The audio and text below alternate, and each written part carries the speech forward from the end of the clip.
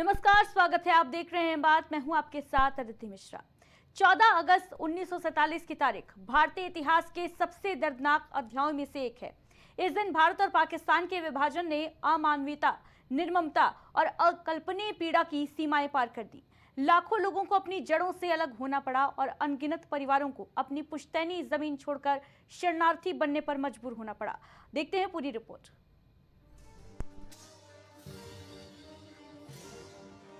हिंदुस्तान के नक्शे पर एक लकीर खींची गई, पर यह लकीर कागज पर नहीं थी।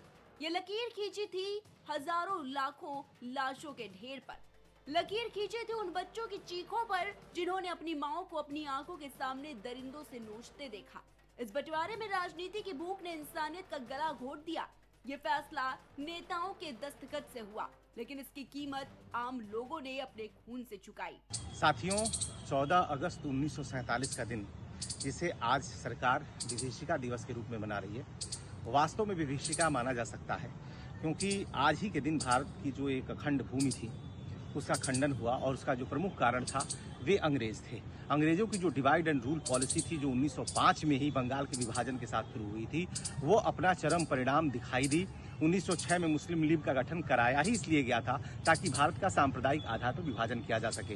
ये जो साम्राज्यवादी शक्तियां थी, जो इंपेरियलिस्ट फोर्सेस थे, उन्होंने भारत को ही नहीं बल्कि अपने ही दोस्तों को भी नहीं छोड़ा और जर्मनी का दो भागों में विभाजन हो जाता है सेकेंड वर्ल्ड वार के बाद से। उसी तरह से कोरिया का विभाजन होता है, वियतनाम का विभाजन होता है। तो ऐसी स्थिति में अगर हम देखें तो ये साफ हो जाता है कि ये जो इंपेरियलिस्ट पावर्स हैं उन्होंने किसी को नहीं छोड़ा और भारत के लिए तो उन्होंने सबसे खतरनाक काम किया कि उन्होंने भारत को सांप्रदायिक आधार पर विभाजित करवाया, हिंदू और मुसलमान के माध्यम से, जबकि भारत में पाकिस्तान से भी ज्यादा मुसलमान रुके।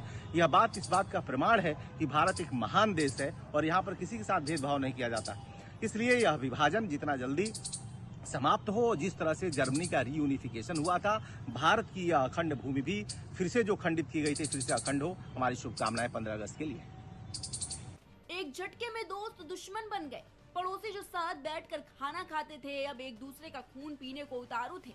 पंजाब की धरती चीख रही थी, बंगाल जल रहा था, औरतों को घसीटा जा रहा था, बच्चों को आग में फेंका जा रहा था। जिन गलियों में कभी रामायण और गालिब की गूंज होती थी, वहाँ अब लाशों की बदबू और खामोशी थी। बंटवारे ने दोस्त को दुश्मन बना दिया, पड़ोसी को कातिल और इंसान को हैवान। ट्रेनों से लोग सफर पर निकले थे, पर स्टेशन पर पहुंची सिर्फ लाशें थी। ट्रेनें आती थी लेकिन उनमें मुसाफिर नहीं होते थे, लाशें होती थी। गांव के गांव काट डाले गए, बूढ़ों के सिर कलम किए गए, छोटी बच्चियों को दरिंदों के हवाले कर दिया गया और सब कुछ किया गया धर्म और वतन के नाम पर। कल 15 अगस्त भारत की आज़ादी का एक बहुत महत्वपूर्ण दिवस है। मानव जीवन में सबसे दुखद स्थिति दासता की होती है और इसी दिन बरसों से गुलाम रहे भारतवर्ष को आज़ादी मिली थी। एक तरफ तो आज़ादी की खुशी थी, दूसरी तरफ जो कागज़ पर भारत और पाकिस्तान के विभाजन की रेखा खींची गई, वो रेखा बड़ी दुखदाई रही। यद्यपि सभी नेताओं के सहमति से ये विभाजन हुआ था, किंतु इसका जो परिणति हुई वो बड़ी दुखद रही। कितने ही स्त्रियों के साथ, कितनी ही माताओं के साथ बलात्कार किए गए, उनका वध किया गया। तमाम हिंदू और मुस्लिम जो इस विभाजन में भारत से पाकिस्तान या पाकिस्तान से भारत आ रहे थे, उनकी निर्मम हत्याएं हुई। दोनों पक्षों से तमाम सारे लोग इसमें मारे गए और ये खुशी इस विभाजन के बीच में एक बड़े कष्ट का प्रकरण बनी। तो हमें ये देखना चाहिए कि कोई भी राजनीतिक निष्कर्ष लेते समय उसकी कोई भी त्रासी या हानि आम जनता तक न पहुँचे, जैसा कि विभाजन के समय हुआ था।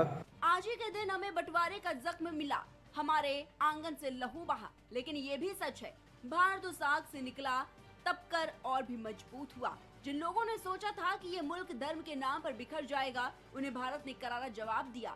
हम टूटे नहीं, हम झुके नहीं, हमने नफरत के सामने इंसानियत की दीवार खड़ी कर दी। जहां पाकिस्तान खून और घृणा की नींव पर बना, वहीं भारत बना था एक विचार पर। सर्वे भवन्तु सुखिनः वसुधैव कुटुम्बकम्। और आज वही भारत एक वैश्विक शक्ति बनकर खड़ा है।